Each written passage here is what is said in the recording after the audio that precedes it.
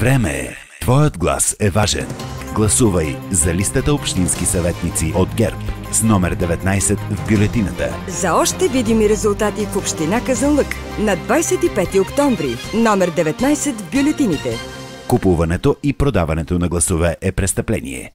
Уважаеми съграждани, казвам се Велина Стойчева и съм кандидат за общински съветник от политическа партия ГЕРБ. По образование съм юрист и работя като адвокат от 2004 година. Родена съм в град Казанлък и към настоящия момент живея в града на розите. Доволна съм, че останах да градя бъдещето си в моя роден град. През последните 4 години Казанлък придоби нов облик и получи шанса да се равнява с големите градове в България. Това означава, че видимите резултати са на лице и то във всички сфери на обществения живот. Като човек с изградена гражданска позиция, отчитам видимите резултати в социалната сфера.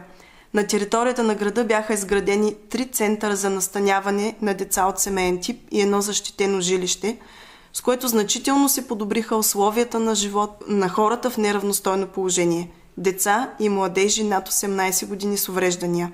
В тези центрове те получават възможно най-добрата грижа, така че да не им липсва семейната среда. Това постави началото на социализирането на тази така уязвима група от обществото. Община Казанлък работи задълбочено и целенасочено в посока откриване на нови социални услуги, както и укрепване и разширяване на съществуващите. В лицето на кмета Галина Стоянова и нейния екип бе постигнато професионално и компетентно партньорство и взаимодействие с всички организации от неправителствения сектор в социалната сфера на територията на общината. Обръщам внимание, че за изграждането на центровете за настаняване от семейен тип и защитеното жилище са вложени близо 2,5 милиона лева. Това не е малка сума, но живота и здравето на нашите деца няма цена. Той е безценен. Аз като общински съветник ще продължа тази политика и занапред. Гарантирам, че ние от политическа партия ГЕРБ няма да изключим хората с увреждания и децата с специални образователни потребности от обществото. Ще продължим да работим в посока те да са социално интегрирани.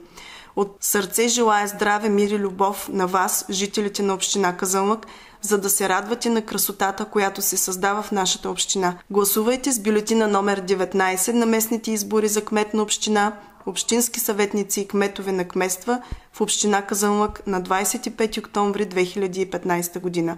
И видимите резултати ще са налице в цялата община. Време е. Твоят глас е важен. Гласувай за листата общински съветници от ГЕРБ с номер 19 в бюлетината. За още видими резултати в община Казанлък на 25 октомври, номер 19 в бюлетините. Купуването и продаването на гласове е престъпление.